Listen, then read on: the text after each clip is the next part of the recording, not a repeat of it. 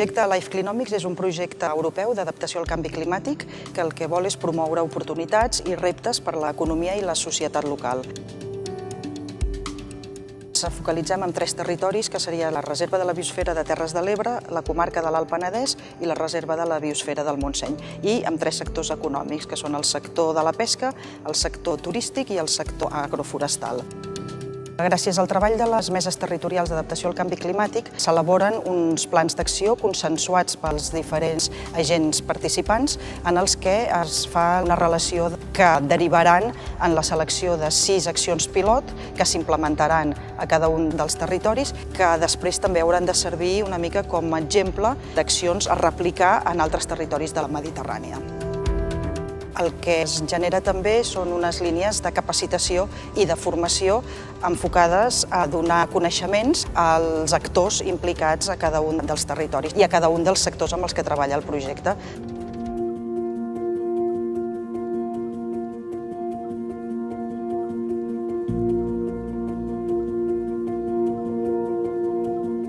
El canvi climàtic, degut a la cada cop major concentració de gasos d'efecte hivernacle a l'atmosfera, està suposant un augment de la temperatura, també està suposant canvis en els patrons de la precipitació i tots els ecosistemes naturals, així com també les activitats socioeconòmiques, se veuran impactades degut a aquest canvi climàtic.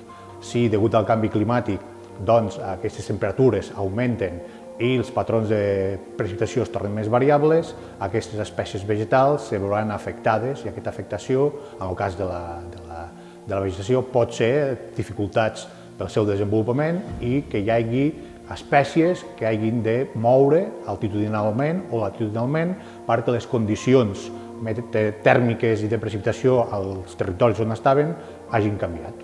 La sequera és molt rellevant en l'àmbit del canvi climàtic per 2 raons. Una, perquè esperem que probablement en el futur la precipitació pugui anar disminuint, cosa que pot induir sequeres, però no només això, la temperatura ja està augmentant molt i continuarà augmentant, i l'excés de temperatura el que fa és que la planta necessiti més aigua.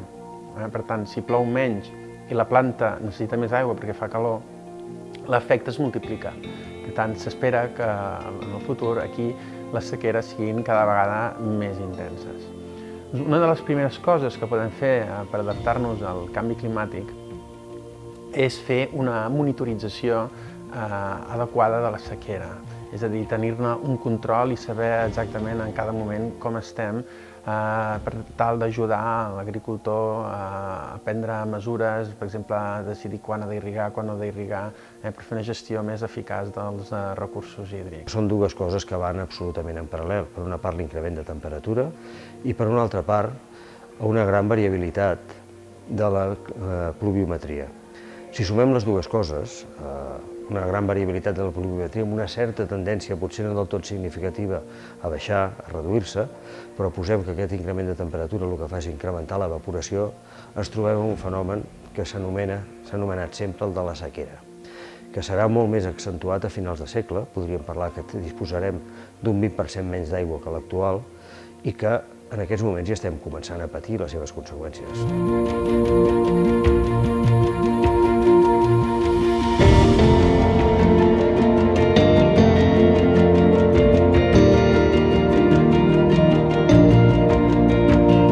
Davant del canvi climàtic, el que hem de fer com a espècie humana és mirar d'adaptar-nos a la nova situació, així com també mitigar els efectes del canvi climàtic.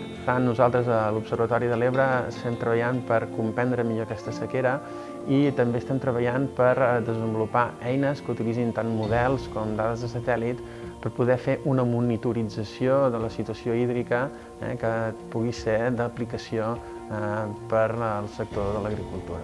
Quina és la solució davant d'això? No hi ha una solució. Hi ha moltes solucions i, malauradament, moltes d'elles són parcials. Però ara el que toca és fer. I fer es veu molt limitat per unes qüestions que ens són innates a la nostra societat, que són el control de l'aigua, el control de l'energia, el control de la biodiversitat i el control del sòl agrícola.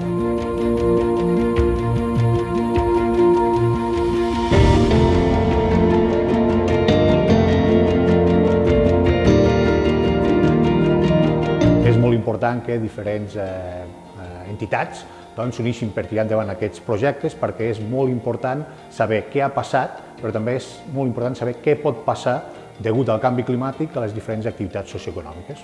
I per tant és molt important tenir un contacte directe amb els sectors afectats pels temes que nosaltres estudiem, per tenir un retorn i comprendre molt millor els sistemes. Per mi el punt clau de tot això és el de la formació, el de prendre consciència de que realment estem davant d'una situació anòmala, davant d'un problema, i que, per tant, també el junt dels diferents sectors ens dona una mica la via de sortida. És a dir, si no fem alguna cosa, quelcom transversal, alguna col·laboració entre tots els diferents actors, difícilment ens en sortirem. I, per tant, cal realitzar un canvi importantíssim de governança. Amb altres conceptes, podria ser una paraula que vindria associada al concepte de revolució.